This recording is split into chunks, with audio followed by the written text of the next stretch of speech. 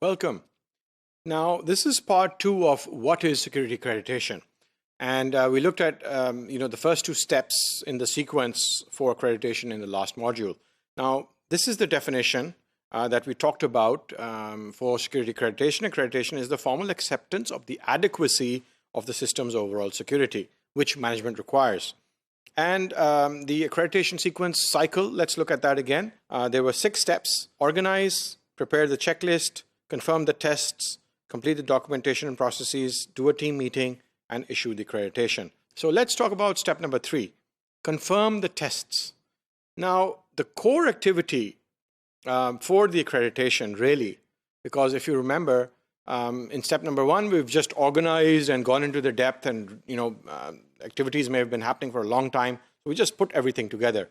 Then we make a checklist in step number 2. Now, step number 3, confirming all the test reports are satisfactory. That's really the core activity. Now, all the testing that has been done in the pilot or in the production environment, all the reviews that have been done, the design that was proposed, here we need to make sure that the test results are okay. And even the validation activity for the control implementation is okay. So all the tests and follow-up remediation measures have been completed. This is what needs to be checked very, very thoroughly.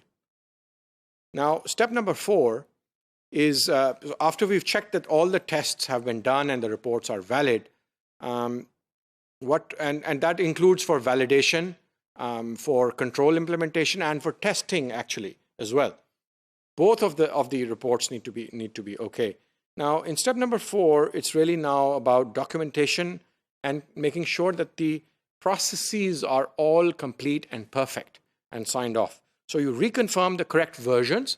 Was it even the correct version of the image which we tested and which has been placed in the production environment or the staging environment? You would recheck the checklists and the SOPs. Are they up to date? Were the correct versions there? Does everybody have the same version? You would check now that have the backup and disaster recovery processes been completed as well? Have they been planned? Because after we give the accreditation, it will be go-live activity. And all the change control measures and sign-offs by management, have all of them been taken care of or not? Now, you would also recheck all the management approvals. You would also go ahead and check the UAT, the user acceptance testing, and the customer sign-off, which may be an internal customer or it may be an external customer. The functionality testing, meaning has that been done as well? And check for application performance issues.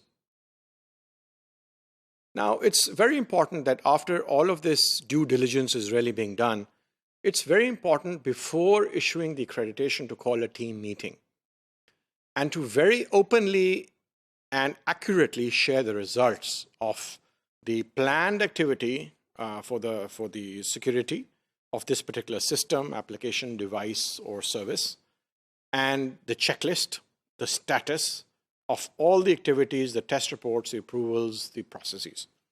So you call a team meeting and report the status of all the activities. You list any snags or shortcomings or anything that may have been missed, and decide completion dates there and then. You need to pick up completion dates and put that in the meeting minutes. And seek stakeholders' sign-off on the accreditation form. So now the information security team needs to bring up an accreditation form.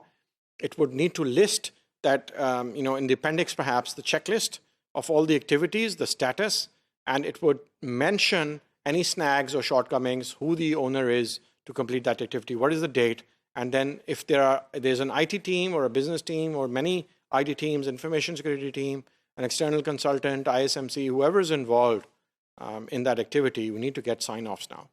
And that sign-off is actually responsibility when people and respective team members will sign off, and they're actually saying they agree to all the activities being conducted here for accreditation. So in the team meeting, you clarify and recap the security requirements and SOPs, clarify what actions will invalidate the security accreditation as well. This is very important.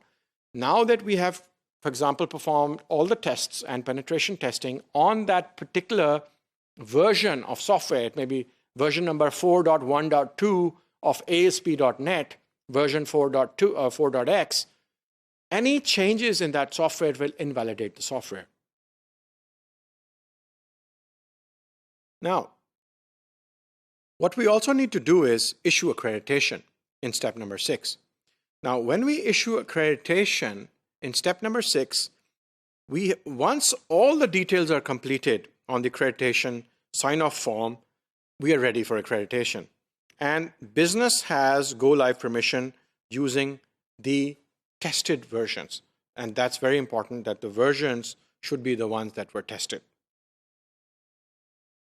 So when we issue accreditation, we enter the activities for accredited IT assets into the IT audit program, because now we will have a go-live and we will go into operations. So this now needs to be moved, and we need to update our IT audit program, because an audit would need to be held maybe after a quarter.